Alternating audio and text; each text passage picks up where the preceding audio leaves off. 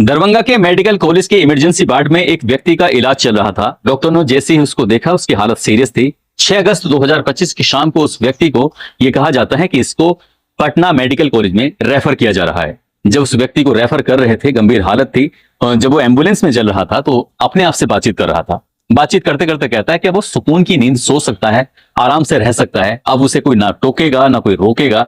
इस तरह की बातें जब अपने आप से कर रहा था तो एम्बुलेंस में किसी व्यक्ति ने ये बातें उसकी सुन ली। सुनने वाली बात भी थी, अजीब बात भी थी। कोई व्यक्ति जेल में जाकर सुकून से कैसे सो सकता है, उसे पहले से नींद क्यों नहीं आ रही थी। दरअसल उस एम्बुलेंस वाले ने जब ये जानने की कोशिश की तो पता चलता है कि इस व्यक्ति ने अभी कुछ घंटे पहले एक कत्ल किया है, मर्डर किया है, और मर्डर करने के बाद ये भागने की कोशिश कर रहा था। भीड़ ने इसको पकड़ा, पकड़ने के बाद इसको बहुत बुरी तरह से मारा पीटा। इसके बाद इसको DMCH यानी कि दरभंगा मेडिकल कॉलेज में भर्ती कराया गया था।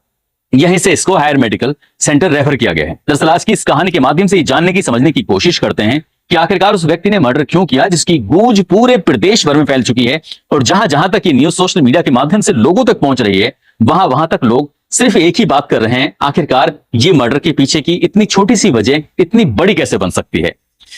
आदाब, नमस्कार, सत श्री अकाल। मैं उस्मान सैफी। आज की जो सच्ची घटना मैं आपको सुनाने जा रहा हूं, ये सच्ची घटना है बिहार प्रदेश का एक जिला है दरभंगा, और दरभंगा का एक थाना लगता है बेंता थाना, और बेंता थाना क्षेत्र का एक दरभंगा मेडिकल कॉलेज हॉस्पिटल है। यहाँ 5 अगस्त 2025 की शाम लगभग 4:45 बजे के आसपास का वक्त हो रहा था।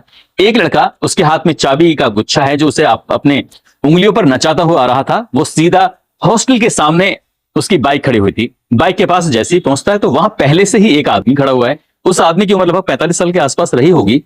उस व्यक्ति ने जो कपड़े पहने हुए थे, कपड़ों के ऊपर उसने हुडी पहनी थी, हुडी से अपने सर को ढक लिया था, और उसके बाद उसने ऊपर से एक रेनकोट भी पहना हुआ था, साथ ही मास्क से अपने चेहरे को ढका हुआ था, चश्मा आंखों पे लगाया हुआ था।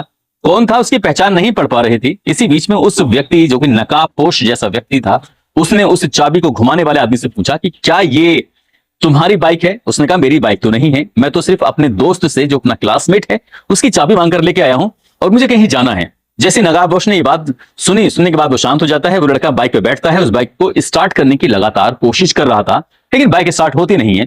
उसने जब परेशान हो जाता है तब देखता क्या है कि जो प्लग है, उस प्लग का तार किसी ने ऐसा लगा जैसे काट दिया है। अब इसी बीच में उसने कहा कि ये प्लग का तार किसने काट दिया है, तो नकाबपोश व्यक्ति को कहता है ये तार मैंने काटा है। जैसे इससे पहले कि वो कुछ कहा सुनी होती, कुछ बात होती, मोटरसाइकिल का जो मालिक था उसका नाम राहुल कुमार होता है, जो कि BSc नर्सिंग सेकेंड ईयर का स्टूडेंट होता है, वो भी मौके पर पहुंच जाता है। उसके पीछे से एक आवाज लगाती हुई लड़की भी आती है जिसका नाम तनुप्रिया होता है। तनुप्रिया ने राहुल को आवाज लगाई। आवाज लगाने के बाद, इससे पहले कि वो दोनों आपस में बातचीत करते, वो चलता चलता अपनी बाइक की, यानी कि बुलेट मोटरसाइकिल के बिल्कुल करीब पहुंच जाता है और जाकर पूछता है कि क्या हुआ, तुम तो जाने वाले थे, बाइक स्टार्ट नहीं हुई।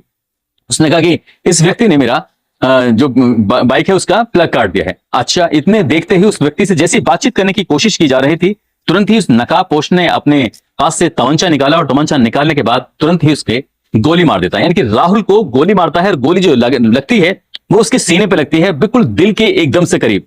इससे पहले कि कोई कुछ कहता, कुछ कर पाता, एक तरफ तो गोली की आवाज चलती है, तो पूरे हॉस्टल में, पूरे हॉस्पिटल में जो एक आवाज गूंज जाती है, लोगों को के मुंह से एक ही आवाज निकल रही थी, गोली मारती। अब इस दर जो पीछे लड़की आवाज लगा रही थी, वो लड़की एकदम दौड़ते हुए उस लड़के के पास जाती है।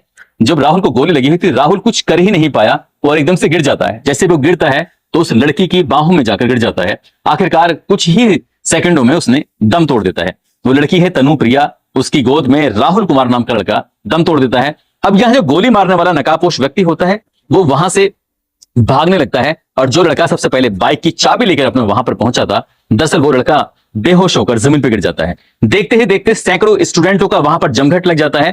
किसी ने पूछा कि क्या हुआ क्या नहीं, तो ये बताया जाता है कि ये रेनकोट पहना हुआ जो व्यक्ति है, उसने अपना मास्क हल्का सा नीचे करता है, चश्मा उसका उतर चुका था, और इसी बीच में बस लोग, जो छात्र थे, छात्रों ने उसको पकड़ लिया। पकड़ने के बाद उसको बहुत बुरी तरह से मारा पीटा। इसी बीच में किसी ने पुलिस को फोन कर दिया, और जैसे ही नजदीकी पुलिस स्टेशन को ये खबर फैलती है, तो खबर फैलने के बाद फिर DM हो, SSP हो, सिटी SP हो या ग्रामीण SP हो, 6 अलग अलग सर्किल के DSP वहां पर आते हैं। लगभग 12 से ज्यादा थानों की पुलिस फोर्स आती है। दंगा नियंत्रण करने वाला एक दस्ता भी आ जाता है। पूरे इस DMCH Darbhanga medical college hospital को चारों तरफ से पुलिस ने छावनी बना दिया था, कहीं ऐसा ना हो कि बहुत बड़ी बात ना हो जाए। दरअसल जिस व्यक्ति ने गोली मारी थी उसको पकड़ा, पकड़ने के बाद बहुत बुरी तरह से पीटा। इसी बीच पुलिस आती है, उसको बचाती है, उसको मेडिकल कॉलेज में भर्ती करा देती है, उसका इलाज शुरू हो जाता है। दरअसल ये कहानी शुरू होती है, एक लड़का जिसका नाम होता है राहुल कुमार, जो कि रहने वाला होता है जिला सुपौल का, एक जगह लगती है पिपरा, वहां का रहने वाला होता है। अपने परिवार का इकलौता लड़का है ये, और ये बीएससी सेकेंड ईयर नर्सिंग का छात्र होता है। कुछ दिन पहले ही बात है, उसी के ही कॉलेज में पढ़ने वाली एक लड़की, इसका नाम तनु प्रिया होता है, उसने बीएससी फर्स्ट सेमेस्टर में जब एडमिशन लिया था डीएमसीएच यानी कि दरभंगा मेडिकल कॉलेज में, तो ये दोनों पहली ही नजर में एक दूसरे को दिल दे बैठते हैं, एक दूसरे से प्यार कर बैठते हैं। जब थोड़ी सी बातचीत का सिलसिला आगे बढ़ता है, तभी लड़का और लड़की जीने मरने की सात कस्में खा लेते हैं। वो कहते हैं कि हम लोग शादी करना चाहते हैं, शादी कर लेते हैं। अपने परिवार से लड़के ने बातचीत की तो शायद वहां से कोई नेगेटिव रेस्पॉन्स नहीं आता है, लेकिन जब तनु प्रिया ने अपने परिवार से बातचीत करने की कोशिश की तो वहां से नेगेटिव रेस्पॉन्स आता है। तो लड़की कहती है कि मेरे परिवार के लोग बिल्कुल भी तैयार नहीं होंगे। लड़की दरअसल वो ऊंची जाति की है और लड़का नीची जाति का था, दोनों की जातियों का कोई मेल नहीं था, इसलिए परिवारों की शायद सहमति नहीं बन पा रही थी।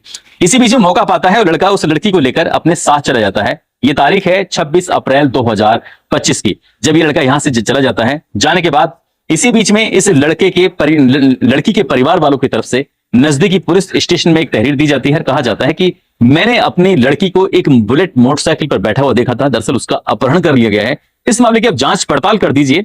पुलिस एफआईआर दर्ज करती है और कई लोगों का इसमें वाकायदा नाम भी लिखवाया जाता है, यानी कि लड़के के जो पिता थे उसके परिवार के कई लोगों का नाम इसमें मेंशन किया जाता है। अब पुलिस इन ढूंढने शुरू कर देती है, तलाश करना शुरू कर देती है। तो लड़का और लड़की जाकर मंदिर में शादी कर लेते हैं आराम से। शादी करने के बाद यह मौका पाते ही वो 5 मई 2025 को कोर्ट मैरिज भी कर लेते हैं। अब इस बीच में लड़का और लड़की दोनों पकड़े जाते हैं। लड़की के जब कोर्ट में 164 के बयान हुए थे, तब उसने ये फैसला लिया कि वो 18 साल से ज्यादा की हो चुकी है और वो अपने अच्छे और बुरे का फैसला ले सकती है, इसलिए वो इस लड़के के साथ पूरी जिंदगी बिताना चाहती है, इसी से शादी करना चाहती है। जब कोर्ट के सामने ये बात कही जाती है तो आखिरकार कोर्ट को ये बात माननी पड़ती है, क्योंकि कोर्ट हमारा इस बात की इजाजत देता है लड़का लड़की अगर बालिग हैं, वो चाहे किसी भी समाज से क्यों नहीं बिलोंग करते हो, वो आराम से शादी कर सकते हैं। लेकिन कोर्ट ने, कानून ने तो इजाजत दे दी, परिवार ने इजाजत नहीं दी थी। अब लड़का और लड़की जो दोनों डरे हुए थे, सहमे हुए थे, इन्होंने जाकर थाने में ये भी मदद मांगी कि हमारी भी मदद की जाए, हमें जान को खतरा है, हमें नुकसान पहुंचाया जा सकता है। इस तरह की बात थी। पुलिस अपने हिसाब से काम कर रही थी, लेकिन धीरे धीरे जो लड़की के पिता थे, उनके परिवार के सदस्य थे, उनके नफरत का दायरा लगातार बढ़ रहा था, नफरत ज्यादा बढ़ रही थी और वो अपने अंदर ही अंदर बहुत गुस्से में थे। आसपास के लोगों ने टोकते थे, रोकते थे, कहते कि तुमने अपनी बेटी को कितनी मेहनत से पढ़ाया लिखाया, अब वो लड़की एक नीची जाति के लड़के के साथ चली जाती है, आप कुछ भी नहीं कहते हो। पिता परेशान था, हालांकि पिता एक अपना क्लिनिक चलाता है। जो भी उसके यहाँ पर कोई भी पेशेंट आता है, ज्यादातर पेशेंट इसी बात से बातचीत करते हैं, कभी कभी नई बात करते थे, तो ऐसा लगता था डॉक्टर को जैसे क्या वो सिर्फ उसी की बेटी के बारे में सोच रहे हैं, देख रहे हैं, और वो डॉक्टर अपना अपने इतना परेशान रहने लगता है। और उसने एक तारीख चुनी 5 अगस्त 2024 की सुबह। वो डीएमसीएच मेडिकल कॉलेज की जो हॉस्टल था, उस हॉस्टल के बाहर खड़ा हो जाता है, जहां अक्सर वो बुलेट मोटरसाइकिल खड़ी हो जाया करती थी, वहीं खड़ा रहता है। सुबह 11-12 बजे के आसपास वहां पहुंच जाता है। कई घंटे तक लगातार इंतजार कर रहा था कि कब यहां से अंदर से हॉस्टल से राहुल निकलेगा और निकलने के बाद वो उसको देख लेगा। इससे पहले कि राहुल तो निकल के आता नहीं है, उसका दोस्त उसकी बाइक की चाबी लेके आ जाता है और वो वहां से जाने की तैयारी में था, लेकिन वो बाइक के प्लग काट देता है, प्लग की जो डोरी थी उसको काट देता है ताकि बाइक स्टार्ट ना हो सके। इसी बीच में मौका पाता है, मौका पाते ही वो अपने ही दामाद, जो कि शादी हो चुकी थी, अब दामाद ही कहेंगे, उसकी गोली मारकर हत्या कर देता है। और उसकी हत्या कर देता है, उसके बाद उसकी जो बेटी है वो चीख चीख कर लोगों के सामने, मीडिया वाले भी वहां पहुंच जाते हैं, पुलिस वाले भी पहुंच जाते हैं, वो कहते हैं कि मेरे पिता ने मेरे पति की गोली मारकर हत्या कर दिया है। मैंने इस बीच में अपनी बहन को भी फोन किया, माँ को फोन किया, भाई को फोन किया, लेकिन किसी ने सुना ही नहीं, किसी ने देखा ही नहीं।